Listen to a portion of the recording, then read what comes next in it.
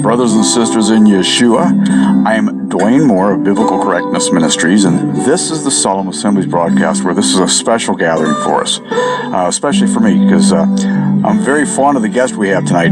He's been a great inspiration for me, in his, I'm sure, soon-to-be famous work on the comparisons of the Bible with the Constitution. He took me from the kindergarten levels I was at in having seen the horrendous errors in our national document, and with his amazing, just absolutely amazing academic research, he gave me great hope that I wasn't the only one seeing these many unbiblical issues with our national document. Our guest is Ted R. Weiland, coming back to be with us again after about a year now, where Ted hails from Scottsbluff, Nebraska, coming to join us tonight.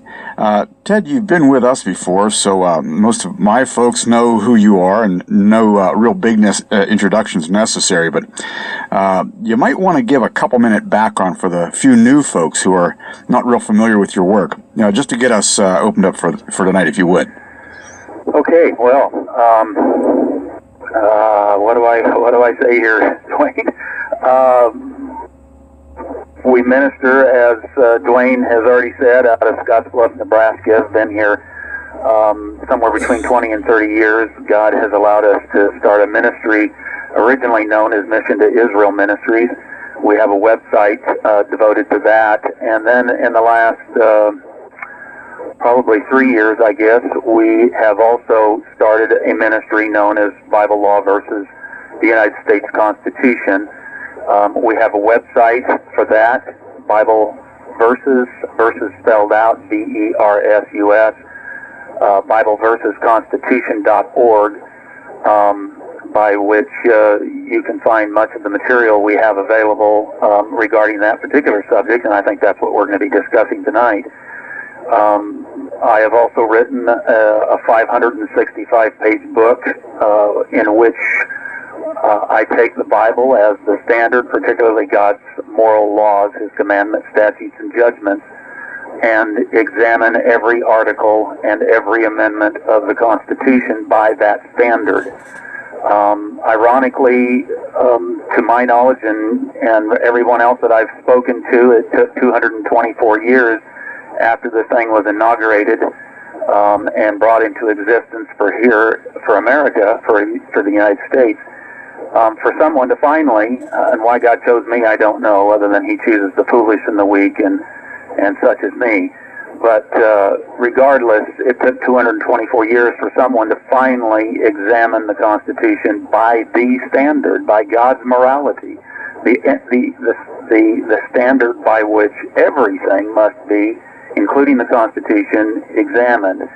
And it is so ironic that not only have Christians promoted this document as a biblically compatible document, as a Christian document, and even sometimes as a divinely inspired document, not only have they done that, but they've been the biggest promoters of this document. And the fact is, and if you're new to this idea, this will probably shock you, but the fact is the United States Constitution was the worst thing that ever happened to America. There is nothing that has gone wrong today that we don't all know about, whether we're talking about infanticide, whether we're talking about sodomy, whether we're talking about the economy, whether we're talking about Obama or his compadres in Congress, that cannot be laid at the feet of the framers for their failure to establish government and society upon God's law, His morality in particular, as found in His moral triune law, His commandments, statutes, and judgments. that cannot be laid at their feet for their failure to establish government like their forebears did in the 1600s, where we really find our Christian heritage. That's not their fault, and therefore we find ourselves teetering precipitously on the precipice of moral depravity and destruction today. And so that's what that book is about, is examining every article and amendment by the standard. We also have for those who may not be aware of this, I realize that 565 pages of this type of book is a little bit much for the average person to maybe jump into right away, so we reduced it down to an 85-page primer as well, where that deals with, I think, 5 or 6 of the articles and amendments that are the most important ones to deal with.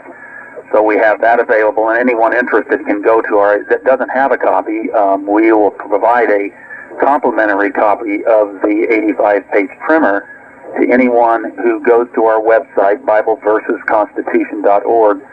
If you go to the right-hand sidebar, there is a link to our Constitution survey.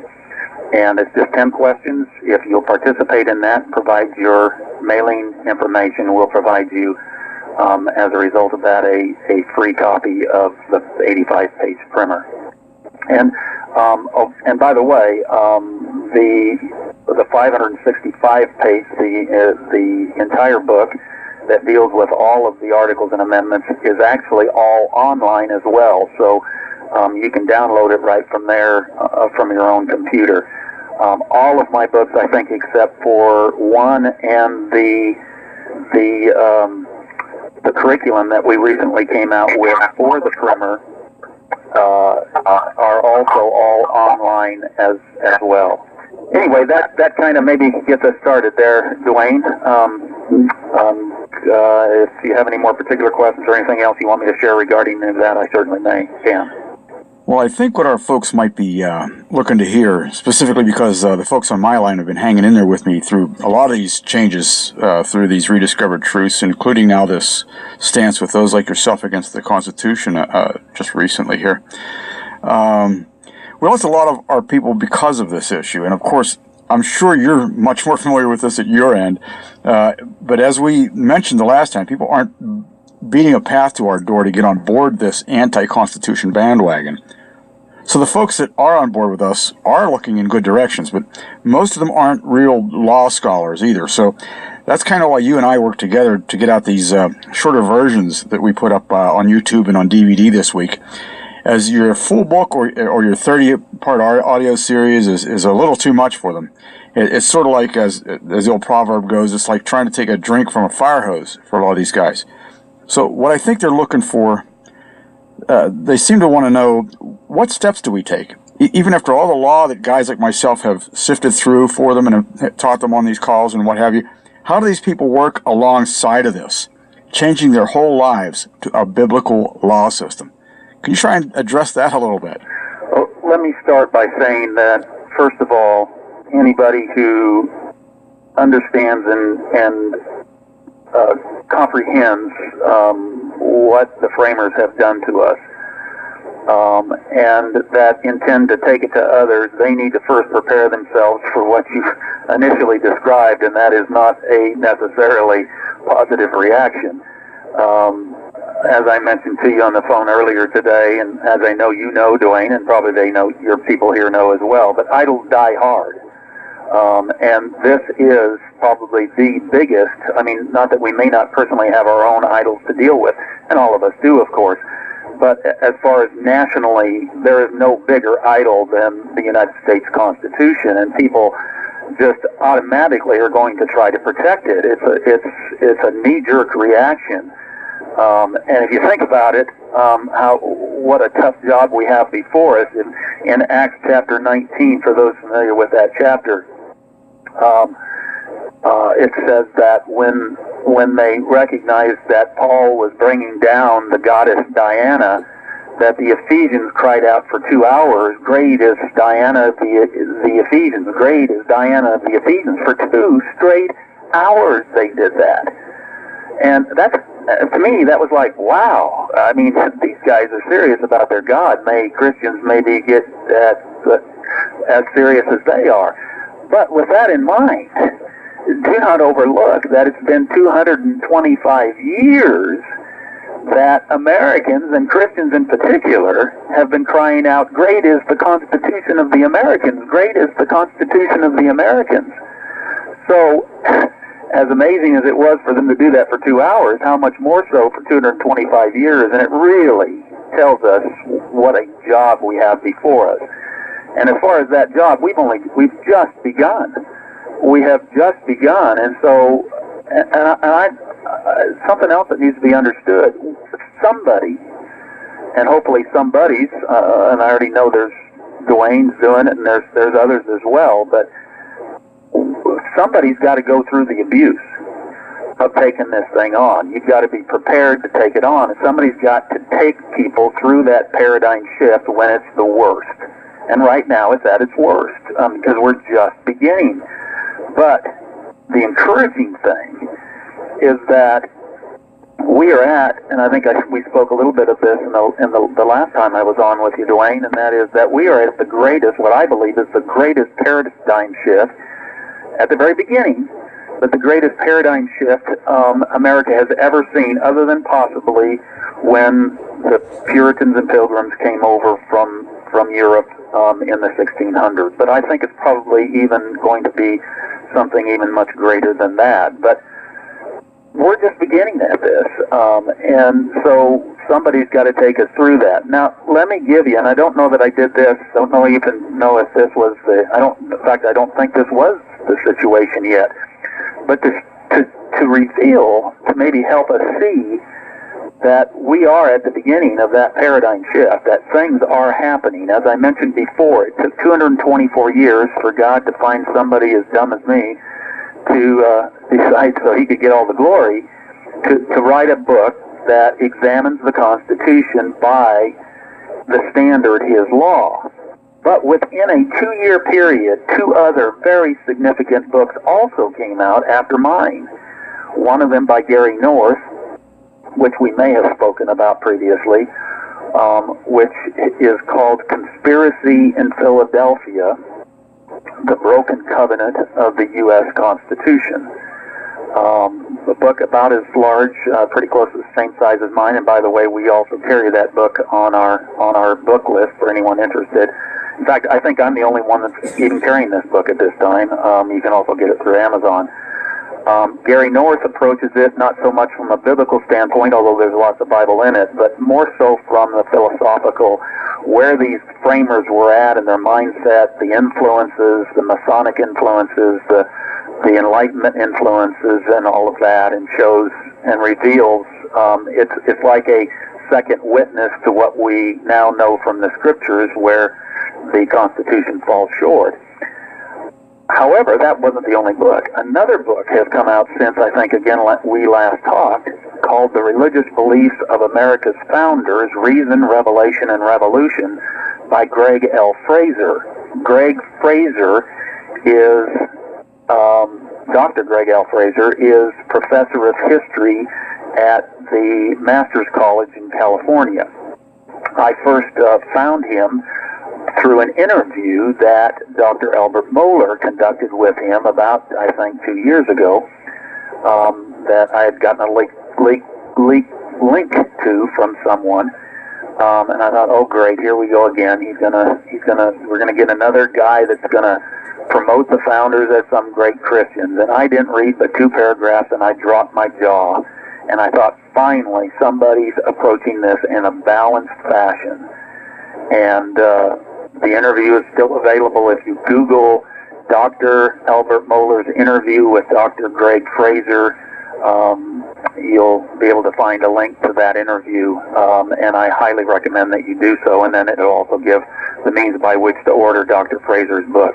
Dr. Albert Mohler, by the way, if you don't recognize that name, and this makes it even more amazing to me, is he is president of the Southern Baptist Theological Seminary, and all the more reason why I thought, well, we're just going to get the same old from these 2 guys as you always get. But what Dr. Fraser did was he took the writings, finally took a balanced approach, didn't cherry pick them.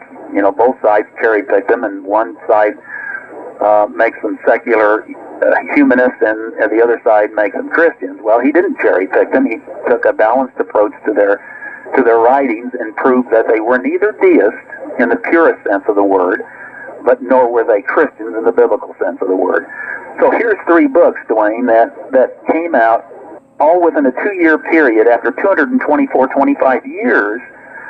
That, I mean, my goodness, that has to point to the fact that we are at a very important, exciting time, regardless of the abuse that may come from this. So, where do we go from here? All I can say is that this, let me say it this way. Some of you will recall that when Dr. Watson retired from Focus on the Family, that he basically said that we lost the culture wars. And he's right. We have at this point. And the reason being is because guys like Dobson, as good as he was at trying to do what he was doing, and some others, they only hacked away at the branches of the corrupt tree. Nobody was cutting it down at its roots. And if we're gonna, whenever we've got a corrupt branch in front of us, that's right there in front of us, whether it be infanticide or sodomy or whatever, we need to hack away. But until we cut this corrupt tree down at its roots, that tree is gonna just keep sprouting new branches. And that's why we've lost the culture wars, because nobody's taken the time to deal with this at its roots. And the roots is the biblically incompatible, seditious Constitution of the United States of America. That's why we have all the branches we do today, because the framers failed to establish government society upon Yahweh's morality as found in His laws. And therefore, I don't know a lot of specifics to tell you guys, but just to say, hey, this needs to be at the forefront. On our webpage, some of you already may be familiar with this, but our featured blog article is found on the right there at the beginning of the on our homepage for BibleVersusConstitution.org. It's 5 reasons why the Constitution is our cutting-edge issue. And if you look at particularly number 3, all 5 are important, but number 3 really spells it out. And it's something that you might want to take advantage of and use to open up the door with some of these people. It's a hard door to open, but we just got to keep pounding away until, and we're making great headway. It's not by leaps and bounds, but I can tell you every day we're making headway in one fashion or another on this, and it's going to be a snowball. With guys like Dwayne and some of you others that are involved in this, praise God. I mean, we're gaining people that are involved in this battle more and more all the time. Ted, you mentioned how all 3 books seem to come out at once, and to the average heathen, he would say that that's just coincidence. You and I know better than that, and most listeners with us tonight know better than that as well, but it's similar to what happened with the Truth About the True Calendar coming out. And Ted, it's great to have the opportunity to tell these folks, too, by the way, that Ted's also a lunisolar biblical calendar keeper with us as well, folks. But when this information started coming out, it came out at about the same time all around the world as well. And Ted, I'm not sure if you're aware yet, but we hosted a conference some years back right here on this call where we were discovering that people all over the world were finding this out all at the same time. We hosted a long conference on this. But it's just that what you guys were doing with the Constitution issue and the Father's laws, we were finding out that the biblical calendar had to be restored. Isaiah 58 was our favorite, the restorers of paths to dwell in. So just as we were in our hearts accepting the fact that it was time to kick out the Gregorian papal calendar and pitch it away as far as east is from west, we now also have to do the same thing with our golden calf constitution and get back to the Father's law. Is that a good way to look at it? Yeah, and especially I like the way you just put it, because I was about to say that, the Constitution is not the issue. It's just the means that we've got to deal with. It is the cutting edge issue and what needs to be, it's the national idol that must be taken down in order for us to establish Yahweh's kingdom in a fuller sense based upon his laws. It's just we've got to deal with it, and it is also a means to highlight God's laws. We want to bring glory to the King, and we want to further his kingdom, not just destroy anything opposed to it. If we do that, there just ends up being a vacuum that's going to be filled by something just as bad or worse. That's why the Tea Party has no answers. In the short run, they may look a whole lot better than the rest of the Republicans, but they don't have any more. Ultimately, they have no more answers because they're promoting the genesis of our problems as the answer to our problems, and very few are pointing to God's laws as the answer. So that's the ultimate idea here. It's to bow the knee to our King and to confess with the tongue him as Lord, and to promote his kingdom based upon his laws. That's what we are about. So this is just a tool and a means to be able to hopefully try to accomplish that more and more every day as we serve him. A good many years back, I was explaining to people that we were in a parallel time to the Israelites coming out in the Exodus, and we've got to get away from our own time's golden calf. We've got to get away from man's laws, and I've had a question on our website for a long time, posted for all the other so-called law experts across the country to respond. And don't get me wrong, I think a lot of them are doing the best that they can according to the light that's been given them, but I've had a question on my website that, summing up what you've just said, that the question simply asks, how do you stop a wrath of God with man-made solutions? Well, when you think about it, the Father legislates all law. We cannot write law. We cannot write truth. How can we stop a wrath of God with man-made solutions? Wow, that's great. We've never had an honest, genuine response to that question. And it's been there for a couple of years now on the website. And those are the kind of little succinct things that we need to, those are, you're probably better at it than I am, Dwayne, but coming up with those kind of questions that set people back on their heels, and that opens the door, cracks the door open a little bit. Those are the kind of things we really need to use and have available to us, and then have the tools to back it up, with books and CDs and messages and things like this, what we're talking about today. Do you think that it's possible that your work and the way that we're awakening people here to the truth of the Scriptures, even with these three books together, do you feel that this could trigger a larger or maybe even a final reformation? Well, I think it's possible. I would like to believe that. When you evaluate where this country is, and you evaluate it in light of how many people there are in this country that are, including the vast majority of what calls themselves Christians, are so far removed from what we find in the Bible, God's kingdom, his laws. Basically what we have in America today for Christianity is Matthew 5:13, salt that's lost its savor, good for nothing but to be trampled under the foot of men, and that's what's happening.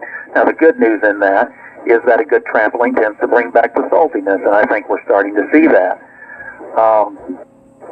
However, the practical side of me, knowing where we're at, and knowing that we're just at the beginning of this paradigm shift, I don't see if there's a reformation coming. I think there is. But the practical side says it's still a long ways away. That said, we also know God's timetable isn't ours, and that he can speed up things dramatically simply by major judgment upon this nation. And everybody believes if from no other quarter, from whatever you want to call them, the scoundrels and the idiots and the downright criminals that we have inhabiting the halls of Congress, whether state or federal, everybody's going to say, hey, we're under judgment. And I think, yeah. God fulfills his word. We should get excited about what we see happening in Washington, D.C. and our state capitals, because it says God is true to his word. He makes idiots of them. At some point he makes literal idiots of them when they reject him and his laws. He's promised that time and again. So, the judgment we're seeing is only minuscule, I think, to what we're going to see. And in fact, I expect his judgment, one good blast from from the volcano underneath Yellowstone alone, or however God intends to do it. And He may not intend to do this, but I think when judgment finally hits this country, it's probably going to take out 2/3 or more of the population. And in fact, that's probably what has to happen. And if I could here, we talk about the day of the great slaughter, when the towers fall. That's a passage I sometimes point to, Isaiah 30:25, for that particular vision. Yeah, and so, something's happened. Not only from the fact that we're finally dealing with the national idol, our father's idols, and our people's idols, and Christianity's principal idol, like it's never occurred before that I know of here in America, and the fact that the other side has become such idiots, and whether they see the Constitution for what it is, and most don't, but they're able to see that these guys, those people are destroying America. So that sets up the perfect storm, if you will, for us to take advantage of and go forward, and for this to happen much quicker than we may anticipate. And I think I shared this with you guys before, that I have to admit, it's still minuscule. We're still such a small remnant. But I have seen things happen in the last 15 years regarding all of this, well, probably the last 10 years, maybe even less, that I never expected to see in my lifetime. Doors that have opened now. I have been attacked here just recently by some of those same people, but doors have been opened to me, and the opportunities that have been beyond my wildest imagination. So things are progressing much quicker than I thought, but it's still practically, it looks like it's still a long ways down the road before we take dominion, is what I'm talking about. We're speaking with Ted Weiland of BibleVersusConstitution.org. That's VERSUS Constitution.org. Ted, you and I talked earlier, and I mentioned a fellow who had emailed me just today. And of course, with all the emails I've put out to my base in recent months about the Constitution being a problem, we're both seeing this happen in many ways where people are getting upset with us, all right, to put it mildly. But a fellow emailed me today and simply wrote, "Remove me from your list. This is a democracy, not a theocracy." I mean, at first I chuckled thinking, oh, this guy can't be that. But then I felt sympathetic towards this fella, that he's in such a conditioned state that he thinks that he's in a democracy. And of course, the nation's headed there anyway. But if it then sends me to page 316 of your book, and I want to, and folks, you just got to get a copy of this book if you're in the least bit interested in this stuff. This book is tremendous. It's filled with details and nuances that'll just perk up your ears as you go through it. But on page 316, where you say, Ted, you say, and I quote, "Demanding rights is an admission of slavery to the one from whom those rights are petitioned." Wow. Think about that. He's right. Demanding rights from another, you're admitting that they're above you, not your servant, as many would have us believe. In other words, you're admitting that the government is your Lord or King of Kings. In other words, Yahweh is not your king. Government God is your God. Government has become your God, and you're therefore truly living in a theocracy. My question, Ted, how many people have you run into that have no clue that they're actually in a theocracy? It's all of them, right? That's funny. Oh, maybe we should approach it the other way.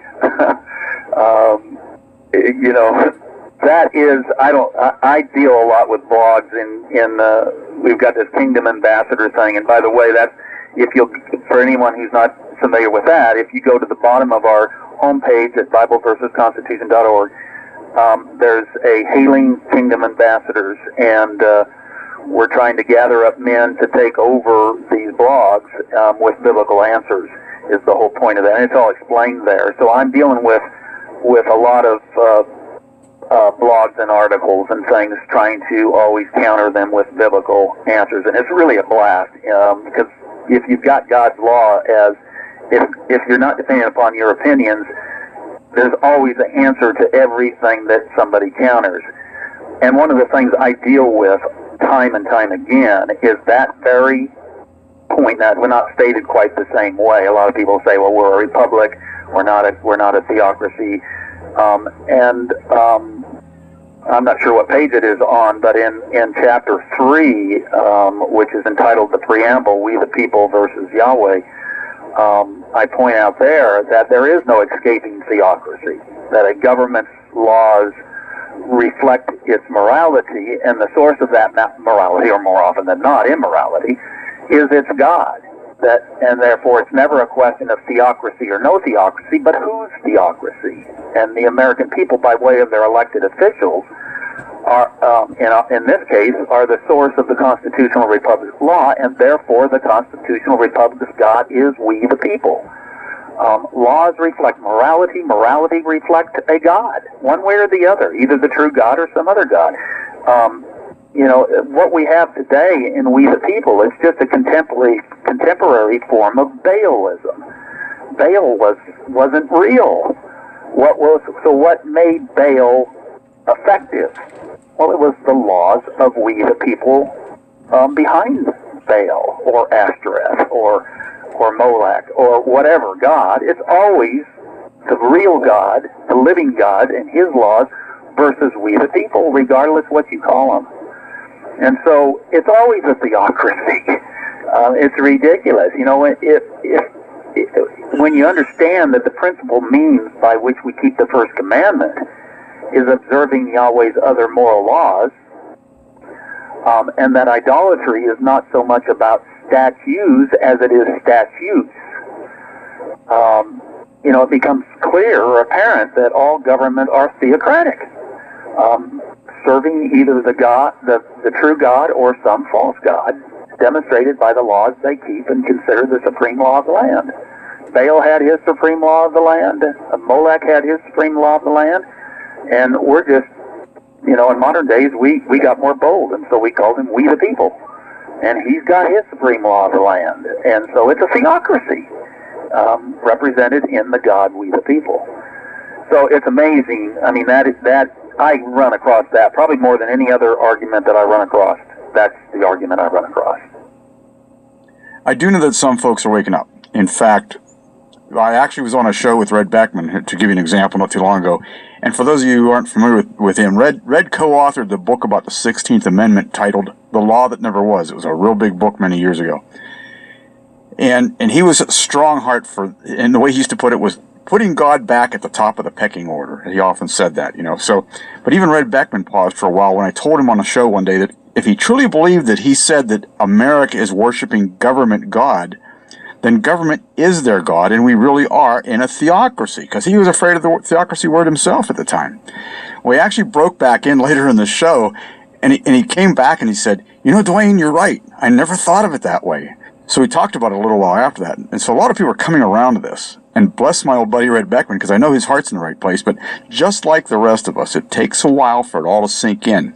But slow but sure, folks are coming around to, like how you always say it, we've been bamboozled. Your thoughts? Yeah, and Red's a great man, and his heart has been in the right place, as have so many others. But the time comes when you got to say, "Oh, wait a minute, I've messed up. I've been bamboozled." These guys have been taught to think that the Constitution is a biblically compatible document, and just nobody ever thought. I think I pointed this out before as well, but that Christians so desperately want those framers to be our guys and want that document to be our document that nobody bothered to say, well, let's examine it and find out. Or let's examine these guys' lives like Dr. Fraser has now. And all of a sudden you say, whoa, wait a minute. This thing not only is not biblically compatible, it's a biblically seditious document.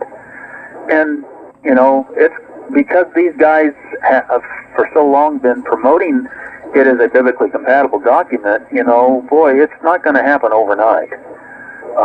And we got to be patient, And some people may say, "Well, Ted, you're the last one to talk about patience," because I don't give.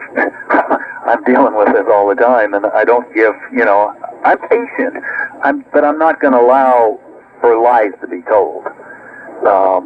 And so I look like I'm on the attack all the time. Well, with where we're at, that's what it takes. I just got to be careful about how I do it. So do all of us. If I were to ask you, Ted, how you first reacted when you first started seeing this, because I know how I went through it. I was actually studying and teaching not only the Constitution and its mechanics, but the other historic law systems, the Admiralty stuff and everything. And I started noticing that the Constitution doesn't use the name of Yahweh, Yeshua, Jesus, or anything, or even the Bible as a referee method, even when it was so vaguely referring to anything that was even spiritual. So I was even getting a little angry that I had been led down the primrose path, that it was this biblical document, when in all reality it was like at least needed to be drastically rewritten, if nothing else. And when we found that the Pilgrim documents were referring right back to the truth of the Bible, ye holy script, and things of that nature, we wanted to go back and do just the same thing. And shortly after that, we kind of met you as well, and you were ahead of us in the game there. But at what point did you start noticing these things, and how did this progress for you? Actually, of course, first of all, I came out of a Christian background that was antinomian. Now, for those who may not be familiar with that term, the word nomia is the Greek word in the New Testament that's translated law in most instances. So antinomian is against God's law under the New Covenant, and pronomian would be for it, or somebody who is for it. I came out of a background that was antinomian, which is, of course, the vast majority of what's called Christianity today. And so when the epiphany for me was that God's law, which reflects his morality and his everlasting righteousness, the epiphany was when I saw that God's law has not been done away with under the New Covenant. We're not justified by it. Our justification only comes through Christ. But he certainly hasn't abolished his morality. If God abolished his morality with Christ, then he essentially abolished himself, because his morality, his everlasting righteousness, is his very essence. And what we have in his triune law, his commandments, statutes, and judgments, not the ceremonial or sacrificial laws, but in his triune moral law, we have a reflection of who he is and what he expects of it. And so when I saw that, wait a minute, God's law has not been done away with, I can't tell you the exact moment, but it really wasn't a great epiphany that, wait a minute, there's a problem with the Constitution. I remember a conversation early on with another pastor who had also had the same epiphany about God's law, but he was promoting the Constitution, and I sat there, I didn't say much. And maybe that was the moment. I just thought, no, there's something wrong here. And for the same reasons and others that you mentioned, Dwayne, that, God, Christ, Yahweh's morality, his laws, none of that is mentioned. The only mention of Christ is perhaps as the paper's timekeeper in Article 7. My goodness, if that's all it is, and that's not even for certain. They left God and Christ and his laws and his morality completely out of the entire document. So it was just like, it's almost innate with me to know that it just wasn't there. And I did, several years later, I responded to Pastor Chuck Baldwin's You Might Be a Constitutionalist If position paper, with and this is online as well, both in audio, and also I have a written version of this, called You Might Be a Christian If, where I took his points one by one and dealt with them from a biblical standpoint, and showed where he was wrong. And when I got done with that series, a parishioner came up and said, you ought to do a series on the Constitution itself. And that planted the seed. And within a year, I think, I'd started the 30-part series, Bible Law versus Constitution. And boy, am I glad you did. When I found your material and found you and we met, what a relief it was. It was a big load off my shoulders, because I thought I was going to have to sit down and have to do what you've done. And I know that right now, I know that I could have never done the job that you did. So I'm extremely glad you came along, Ted. You've done what a lot of men should have done a long time Oh, ago. a long time ago. You know, the pronomians should have done this and figured this out a long time before I came along. But again, that's in God's timing, and it just points to the fact that we are at a very exciting time here in America, because that idol we're finally starting to. It's not coming down yet, but we're chipping away at it. Finally, somebody is chipping away at it. And like I said, we're gaining adherence all the time. We need to get more people more actively involved in it. You know, for the sake, if not for ourselves, then for the sake of our posterity. Wow, you took me right where I wanted to go. We need to do this not for ourselves, but for our children. Let me tell you a quick story. I ran into a neighbor here who I'm trying to talk him into getting involved in some of this stuff. And he has just one daughter that he just sent off to college just a couple of years ago. And he knocked me for a loop not too long ago. When I asked him, I said, you have just one daughter. What about her? He said, let her find her own way out of this mess. And man, boy, was I knocked back. And I always thought this guy was a pretty decent guy, but what a reflection on how possibly serious this attitude is all over the whole nation right now. It makes me, Dwayne, it makes me think of Hezekiah. As much as I love a lot of what that man stood for, when God judged him for opening up his storehouses to the Babylonians and told him what was going to happen, and said that, you know, I'm going to spare you because you've been a godly man. I'm paraphrasing, of course. He says, but this is going to happen to your children. He said, and he praised God, you know. Basically, he was saying, at least it ain't going to happen in my day. What a sad commentary on a father. Same with this guy. And, you know, I don't think that most of America is too far removed from that. Well, I think I can easily speak for the both of us here that you and I love our children, no matter what might be taking place in our lives and how difficult these things are, how distant they may be in some ways, in my case here. And that's a huge motivator for both you and I, that we love our children. And I thank the Father that He gave us hearts like we have, Ted. And there's a lot of other believers out there that we haven't met yet that are, I think, feeling the same way. But sadly, my friend, we're up against the clock here, I'm afraid, and I'd like to give you a good chance to let the folks who do love their children know how they can help and how they can get in touch with you, get the things they need from us on this and so forth. So go ahead. I just want to say that, again, almost all of my work, except for just a few, are online. You know, I've written, I think, over 12 of them for the primer, are online available. Anybody can access them and download them right from there. If you can't afford the books, then by all means, take advantage of that. It's always been our policy, if you can't afford it and you'll use it, you can still have it. So you only need to let me know of your situation, and I'll send you what you can use. Donations, of course, are always appreciated, and I know that Dwayne can use that as well, and he's offering these DVDs, but don't forget that cost him money, and you should be reimbursing him when you can as well. We just got to take this, and if it doesn't quite fit your style, then take whatever it is that we've got that's useful and adapt it. And you don't have to give me any credit. Just give God the credit for it. And we just need to put our hearts and minds. We need to put our feet and hands to where our hearts and minds are hopefully already at, and get busy for the sake of the kingdom, for the sake of our God, and the sake of our posterity.